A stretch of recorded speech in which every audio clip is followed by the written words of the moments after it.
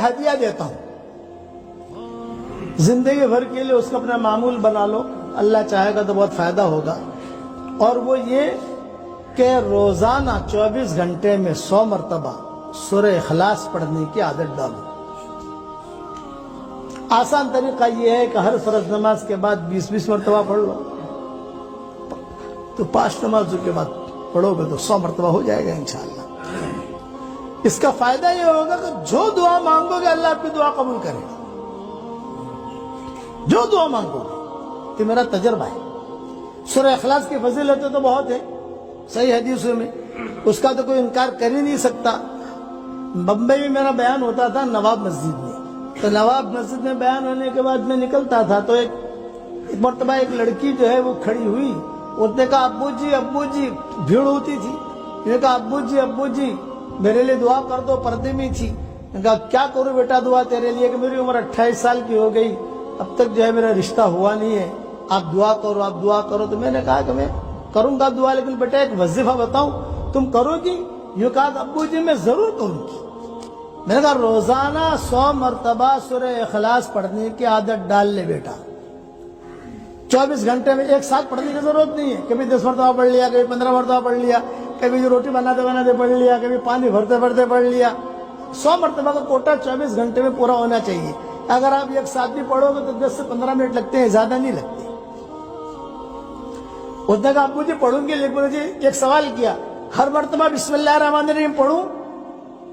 میں نے کہا ہر مرتبہ بسم اللہ الرحمن الرحیم پڑھنا ضروری نہیں ہے، شروع جب کرو تو پڑھ لو بس۔ جیسا بیٹا کھانا کھاتے ہیں تو ہر لقمے پر بسم اللہ نہیں پڑھتے، ہر لقمے پر بسم اللہ پڑھیں گے تو کھائیں گے کیا؟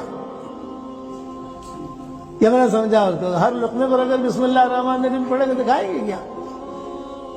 سورہ اخلاص کا مطلب قل هو اللہ احد اللہ الصمد لم یلد ولم یولد ولم یکن له کفوا احد۔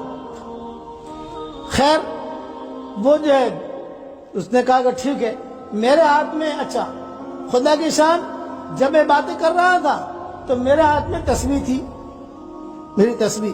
میں نے کہا بیٹا یہاں تو پابندی سے پڑھے گی؟ یہ کہا ابو جی بالکل پڑھوں گی، اس لیے کہ مجھے رشتے کی ضرورت ہے، بھائیوں کے ساتھ، بہنوں کے ساتھ، ماں باپ کے ساتھ کب تک میں اپنی زندگی گزاروں؟ میں چاہتی ہوں کہ کہیں میرا ڈھنگ کا رشتہ ہو جائے۔ تو میں نے کہا یہ جو میں نے تجھے وظیفہ بتایا ہے یہ جاندار، شاندار، مالدار وظیفہ ہے، جاندار، شاندار، مالدار۔ جس کو یہ میں نے بتایا اس کی ضرورت اللہ نے پوری کی ہے، اور یہ میری تسبیح ہے، یہ میں نے کہا یہ میری تسبیح بھی جاندار، شاندار، مالدار تسبیح ہے۔ یہ میں نے اس کو کہا کہ میری تسبیح یہ بھی جاندار، شاندار، مالدار تسبیح، یہ بھی میں تجھے ہدیہ دیتا ہوں، یہ لے تو اس پر پڑھتی رہنا۔ ہاں ابو جی اس نے لیا، اپنے آنکھوں سے لگایا، چلی گئی۔ دوسرے سال میں پہنچا تو وہی لڑکی ایک لڑکا لے کر کھڑی تھی، بچہ۔ اب میں بیٹھا تو کہا ابو جی تصویر دکھا رہی تھی کہ ابو جی، میں نے کہا تو بچوں نے کہا کہ شاید گزشتہ سال والی ہے۔ ہاں بیٹا کیا ہوا؟ یہ کہا ابو جی الحمدللہ جاندار، شاندار، مالدار آپ کا وظیفہ اور جاندار، شاندار، مالدار آپ کی تصویر، اس کی برکت سے اللہ نے مجھے شوہر بھی دیا، اللہ نے مجھے اولاد بھی دی، اور اللہ نے مجھے بہت مال دیا۔ تو میں نے کہا دیکھ بیٹا یہ اللہ نے مال دیا ہے تو اس کا اسٹاک مت کرنا، اسٹاک کرے گی تو اسٹاپ ہو جائے گا، خرچ کرتی رہنا۔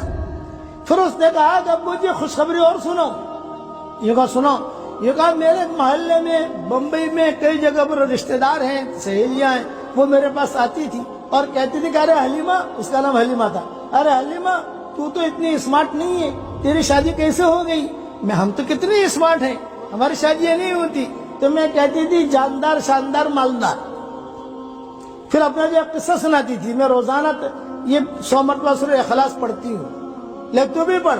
تو ابو جی کئی لڑکیوں کی شادیاں ہو گئی، یہ فضیلت ہے اس کی۔ اب یہ میرے ہاتھ میں جو تصویر ہے جاندار، شاندار، مالدار، یہ ہمارے سرفراز کو دے رہا ہوں۔